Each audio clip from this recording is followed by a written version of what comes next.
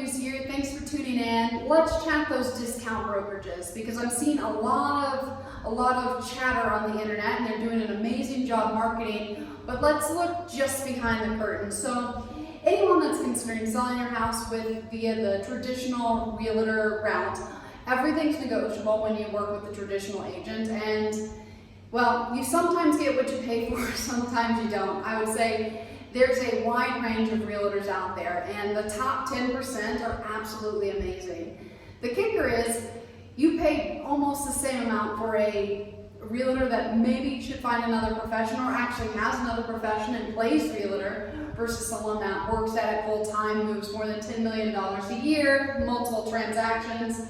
So the scale on realtors it varies a good bit, and so I harp on that a lot because I wish the bar was a little bit higher. Anyway, so if you go the traditional route, on average, you're going to be paying around 5.5% to 7%, just depending on your location and your negotiation skills, right?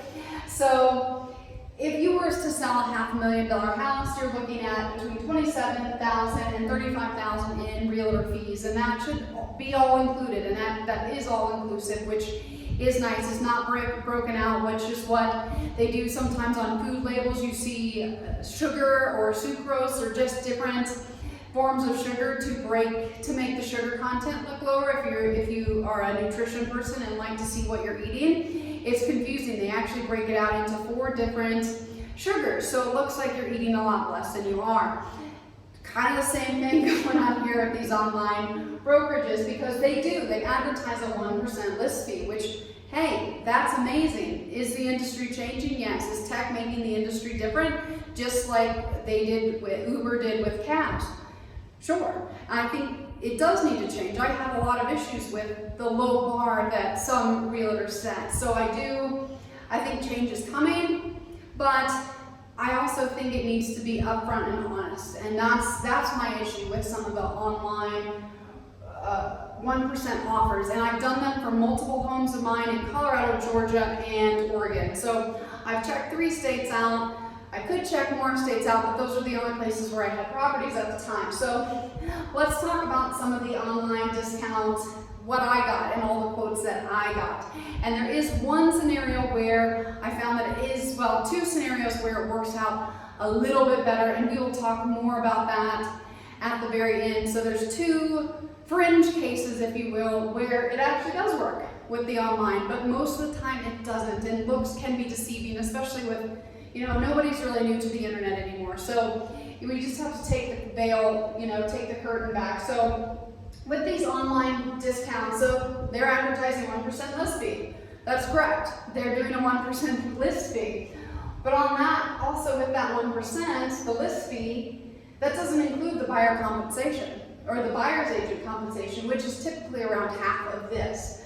So you are going to have to address this, or you're going to have to put it in a listing, which could kill a listing that the buyer's agent, 1, isn't going to get paid, or 2, their buyers have to pay that commission on top of market value, which used to be included and still is included for the majority of homes, even in this very intense seller's market. So 1% list fee, there you go. Also buy sides, between 0 and 3%, typically these are all negotiable. But the kicker here, this is where it got not awesome for me when I looked. I got offers on all my properties actually from multiple companies just to see what the heck was going on. I've seen service fees anywhere from 1 to 15%. So it's not the listing fee, that's 1%, that's right at the top. But when you look down in the really small print, this is where the good stuff is. So you have service fees between 1 and 15%. Holy shnikes, that's a lot. Then you also have, I've also seen convenience fees between 1 and 7%. The convenience fees, well, yeah, I mean, it's convenient. We'll knock it out online. I don't even ever have to talk to a human. That's worth a little bit, right? And then there's also marketing fees. I was shocked when I was like, well, if I'm paying like 7.5%, one of the quotes was 7.5% service fee plus the 1% listing fee. But then marketing, I got to choose my marketing budget. So I'm like, and then I paid for it too. And then, anyway, they suggest at least a minimum of $500. That's included if you use a good agent. I always include a marketing budget on mine. Some agents do, some don't. I get more than average for my houses, so you do get what you pay for. And then you also, we're not done yet, you have an inspection fee, which they always do a pre-inspection. With a traditional realtor, you can or you don't have to. It's up to you. Here you have to. Most of the time you have to, and that ranges from 0 to 2%. But then that also doesn't include, or that sometimes includes minor repairs. So you do get, it's all convenient because it's one package. But when you break it apart, you're actually paying 2 to 3 times what you would be paying with a traditional agent. And then you also have an appraisal. They're going to charge you for an appraisal, which typically that's paid for by the buyer. But with these companies, you are paying for everything up front, including that appraisal. So what I've seen, and not all companies, no one charges the max on every one. Some are just like, yeah, 1% list fee, 15%, we're done. And then but most are between, I'd say between 6 and 7 is probably normal. Convenience is probably between 1 and 3. Marketing is probably an average of 500. They don't usually put a range because it depends on how much is needed for your house, but I would add $5,000 to $15,000. So you actually, if you add it all up together, all the fine print, not the initial contract, ladies and gentlemen, this is all in the fine print. It's not obvious what they're doing. It's between 7.5% and 15% is what that's what I've seen for all of the quotes that I got for my houses. So it actually ends up being a little bit more. Now, you still have the convenience because you're not the one having to do the inspection. You're not having the one to, get your house ready to sell. So there is some convenience there, but you're almost paying the exact same, if not more, than a traditional agent.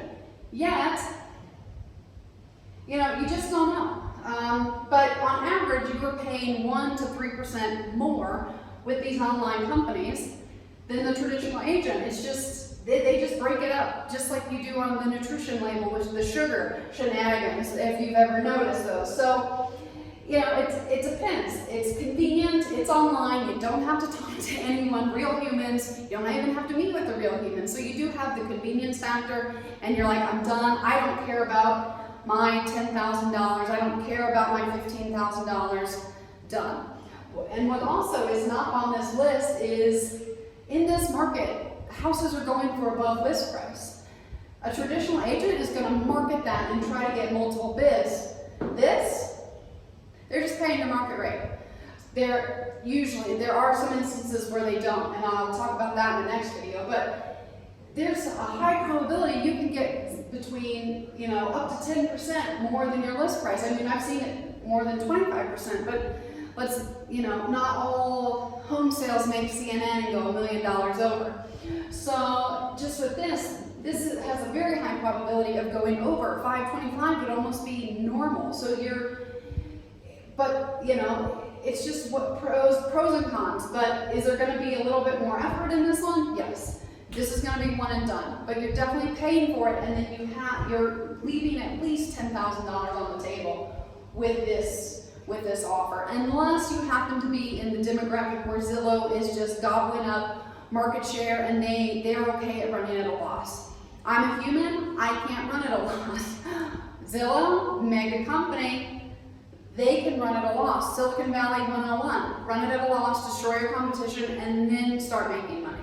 And so sometimes you can actually get over market with Zillow or some of the other ones. I've not seen any of the other ones do over market.